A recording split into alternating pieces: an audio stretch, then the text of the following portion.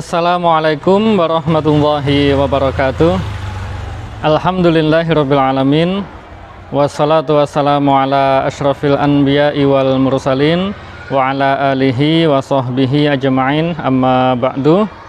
Alhamdulillah, Bapak Ibu, adik-adik MIM PK Kenteng yang dimuliakan oleh Allah, puji syukur tak lupa kita panjatkan kehadirat Allah Subhanahu wa ta'ala atas limpahan rahmat, taufik dan hidayahnya, sehingga kita senantiasa masih bisa beramal solih.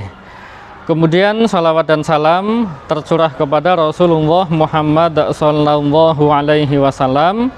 Beliau adalah seorang nabi, seorang rasul, utusan Allah, seorang manusia yang diberi petunjuk oleh Allah, maka dengan mengikuti petunjuk itulah kita akan selamat. Bapak Ibu dan adik-adik yang dimuliakan oleh Allah, bulan puasa disebut juga sebagai bulan madrasah. Apa itu bulan madrasah? Yaitu adalah bulan latihan. Kenapa bisa disebut bulan latihan? Karena di dalamnya berisi tentang anjuran-anjuran untuk latihan meningkatkan la'allakum tattaqun, sebagaimana di dalam surat Al-Baqarah, a'udzubillahi minasyaitonirrajim, ya ayyuhalladzina amanu kutiba alaikumusiyam kama kutiba alal ladzina min qablikum la'allakum tattaqun. Wahai orang-orang yang beriman, diwajibkan atas kalian berpuasa sebagaimana diwajibkan orang-orang terdahulu agar kalian bertakwa. Di dalam puasa, latihan-latihan apa saja sehingga menjadikan manusia itu menjadi bertakwa? Ada hikmah di dalam puasa. Satu, yaitu adalah orang yang berpuasa akan bisa mengambil hikmah pelajaran bahwa dia adalah makhluk yang lemah. Kenapa makhluk yang lemah? Karena ketika seharian berpuasa, maka tubuh itu akan merasakan lemah, lemes, mudah capek. Bahkan ketika berpuasa harusnya bisa bekerja full seharian, tapi kadang-kalanya sudah setengah hari sudah istirahat karena di situ sudah capek.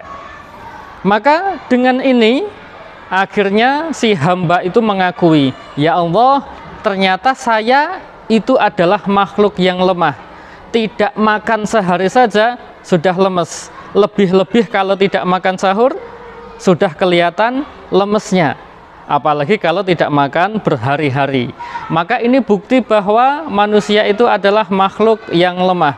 Butuh makan, butuh minum, butuh nutrisi yang dimasukkan ke dalam tubuh untuk bertahan hidup. Kemudian ketika ngantuk, manusia ketika ngantuk mengangkat hidung saja, kelopak mata tidak kuat saking ngantuknya. Padahal kelopak mata kalau ditimbang tidak ada 1 kilo, tetapi manusia nggak mampu untuk mengangkatnya ketika rasa kantuk itu datang. Berarti manusia itu butuh tidur, butuh istirahat. Dan ketika seorang hamba mengakui akan hal itu, akan kelemahan dirinya, maka di saat itulah Allah cinta, di saat itulah Allah mengijabah doa-doanya. Maka di dalam puasa itu doanya diijabah. Salasa da'watin mustajabatin, 3 doa yang ijabah. Satu diantaranya adalah dakwatus shaim, doanya orang yang berpuasa. Kemudian hikmah yang nomor 2, setelah dia mengakui bahwa dia adalah makhluk yang lemah, hikmah yang kedua adalah di dalam puasa Ramadan itu bahwa segala sesuatu yang diinginkan tidak semuanya harus terpenuhi.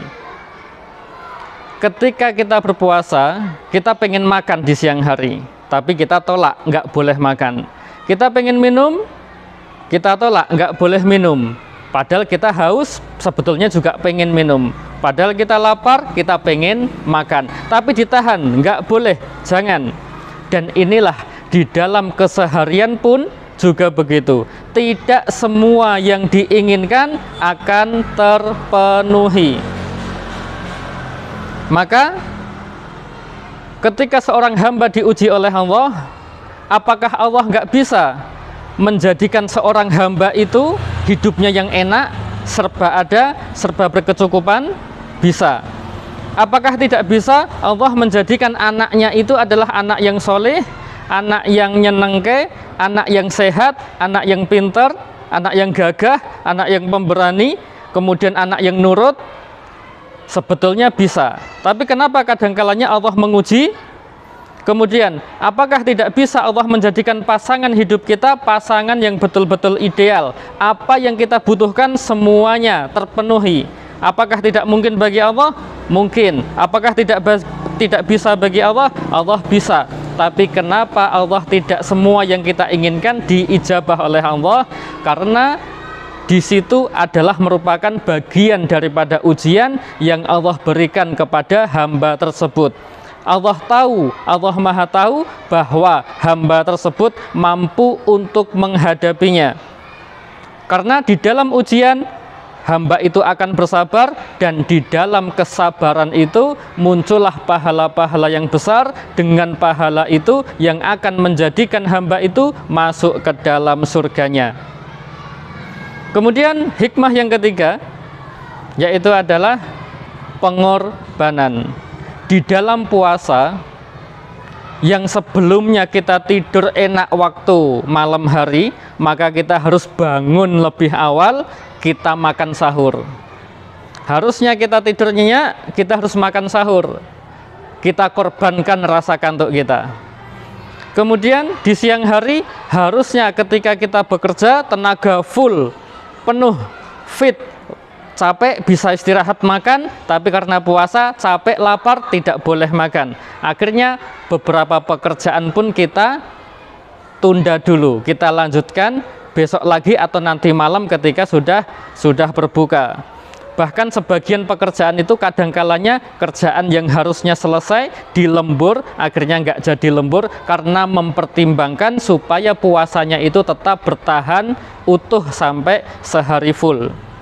Maka pengorbanan-pengorbanan ini menjadi hikmah bahwa untuk meraih ketakwaan butuh pengorbanan. Di dalam keseharian pun juga butuh pengorbanan. Apapun itu. Maka di dalam surat Ali Imran ayat yang ke-134 di situ dikatakan wal kadhiminal ghaidha wal afina 'anin nas. Di antara ciri orang yang bertakwa adalah wal kadhiminal ghaidha wal afina 'anin nas. Dia mampu menahan amarah dan bisa memaafkan.